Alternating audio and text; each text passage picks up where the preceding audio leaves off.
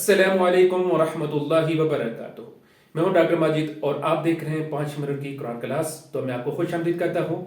तो माज़ूर नाज़रीन, आज हम सूरह बकरा की आयत नंबर 80 का मुताला करेंगे। आइए आगाज करते हैं। औज़ु बिल्लाहि मिनश शैतानिर रजीम, बिस्मिल्लाहिर रहमानिर रहीम। फ़वैलुल लिल्लज़ीना यक्तुबूनल किताब बिअयदीहिम सुम्मा यक़ूलूना हाज़ा मिन इंदिल्लाह लियश्तरू बिही समनन क़लीला फ़वैलुल लहुम मिम्मा कतबत ऐदीहिम ववैलुल लहुम मिम्मा यक्सिबून। सदक़ल्लाहुल अज़ीम।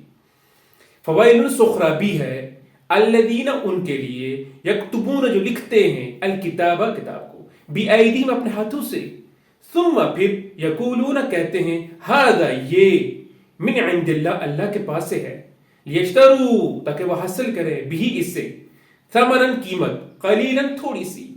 फ़वैलुन सुख़राबी है, लहुम उनके लिए, मिम्मा इससे, कतबत जो लिखा, ऐदीहिम उनके हाथों ने, ववैलुन और खराबी है, लहुम उनके लिए, मिम्मा इससे जो यक्सिबून वो कमाते हैं।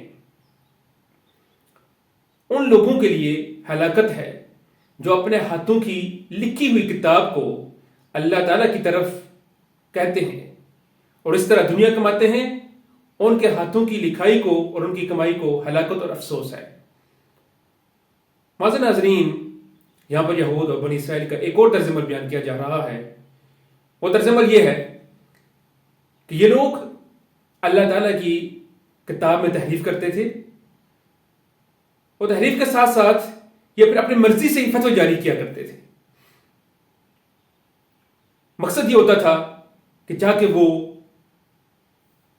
माल दौलत हासिल कर सकें, कोई मनसब हासिल कर सकें या कोई दुनिया में फदात ले सकें। और इन फदात के हुसूल के लिए वो अल्लाह ताला के कलाम में बेशुमार चीजों का इजाफा कर देते थे।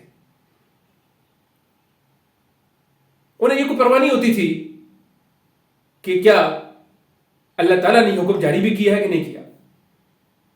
उनकी गरज तो ये होती थी कि ताकि हमें दुनिया मिल जाए।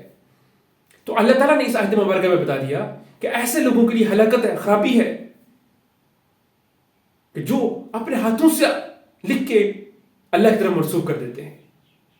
और यह तर्ज अमल सिर्फ उनका नहीं है, बल्कि बिल्कुल हम भी, मुसलमान भी कुछ कर रहे हैं।